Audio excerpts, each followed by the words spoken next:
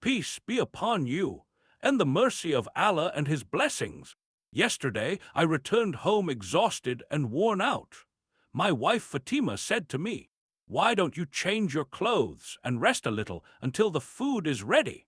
Indeed, I went to my room, changed my clothes, lay down on my bed, and closed my eyes.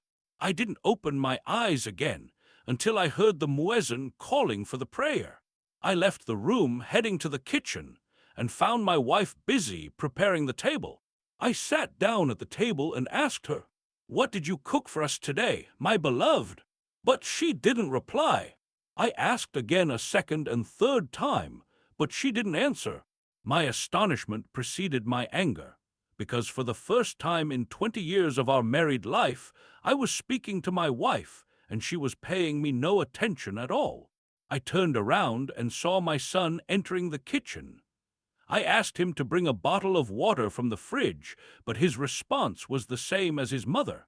My surprise increased even more regarding this polite young man, who is held up as an example of good manners and noble character.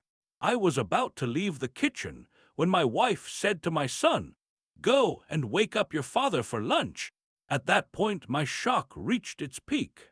My son headed to my room to wake me up, so I shouted at him with all my voice, "I'm here!" But he didn't turn to me and hurried on, leaving me drowning in astonishment. After a minute or more, he returned with terror drawn on his face. His mother asked him, "Did you wake your father?" He stammered, "I woke him again and again, but he didn't answer." My astonishment grew even more. "What is this boy saying?" My wife rushed into the room, followed by the terrified children. I followed them to find them trying to wake another person in my bed who looked exactly like me and was wearing the same clothes as me. As soon as she despaired of waking him, her eyes began to fill with tears. My children started crying and wailing, calling out to that man lying on my bed and clinging to his clothes in hope that he would respond to them. And I couldn't believe what was happening around me. Oh my God, what is going on? Who is this man who is a copy of me? Why doesn't anyone hear me? Why doesn't anyone see me? My son rushed out and soon returned with my father Mohammed, my mother, and my siblings. Everyone burst into tears. My mother embraced that sleeping man in my place and wept bitterly. I went to her, trying to touch her and speak to her, whispering near her, but something prevented me from doing what I wanted.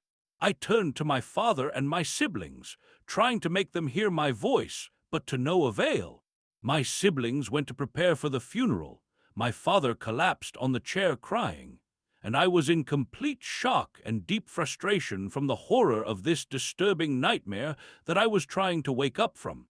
The washer came and began washing that body lying on my bed with the help of my children, then wrapped it in the shroud and placed it in the coffin. Friends and loved ones arrived at the house, all embracing my broken father, consoling my siblings and children, praying for mercy upon me and patience and consolation for them. Then they carried the coffin to the mosque to pray over it, and the house became empty except for the women. I hurried out following the funeral procession heading to the mosque, where neighbors and friends gathered and lined up behind the imam to pray over me.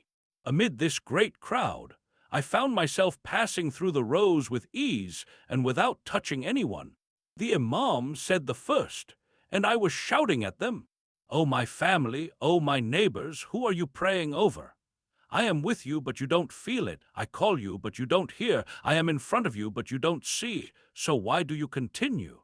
I left them praying and went to that box, lifted the cover to see the one sleeping inside. As soon as his face was revealed, he opened his eyes, looked at me, and said, "Now my turn is over. I am going to perishing, and you are going to remaining. I have accompanied you for more than 40 years, and today my destination is the dust, and your destination is the reckoning." I didn't realize until I found myself lying in the coffin, having lost control over everything. My limbs no longer responded to me, I could no longer see anything, and I could no longer move. I tried to speak but couldn't. I only heard the imams, then the murmurs of the mourners, then the sound of soil pouring over me, then the sound of shoes moving away. At that moment, I realized it was the end, and perhaps the beginning of the end. So simply, without preliminaries, I still had many appointments, many tasks, many debts I hadn't paid and hadn't instructed to be paid. Where is my phone? I want to instruct someone to do a good deed that I had always postponed. I want to forbid an evil that I had always seen. Little by little, I began to suffocate. Then I heard footsteps coming toward me. Woe to me! They will begin the reckoning. This is what used to be said to me in the world. It must be, and on their way to me. And I remained, shouting in my grave, "My Lord, send me back! My Lord, send me back! My Lord, send me back! Perhaps I will do righteous deeds in what I left behind." But I heard no echo of my prayer, except, "No, no, no!" And I remained in this state until a gentle voice whispered in my ear, "Baba, Baba, lunch is ready, Baba." I opened my eyes to find my daughter, the apple of my eye, smiling as usual at me, saying, "Come on, Baba, before the food gets cold." I hugged her eagerly and kissed her forehead, then let her go. I sat on my bed for a while, feeling extreme fatigue, my limbs trembling, my body drenched in sweat. I didn't deceive myself, saying, "Here, O soul, you have returned. So what righteous deed will you do before a day comes when you will ask to return, but it will not be granted to you? Hurry to good deeds and righteous actions."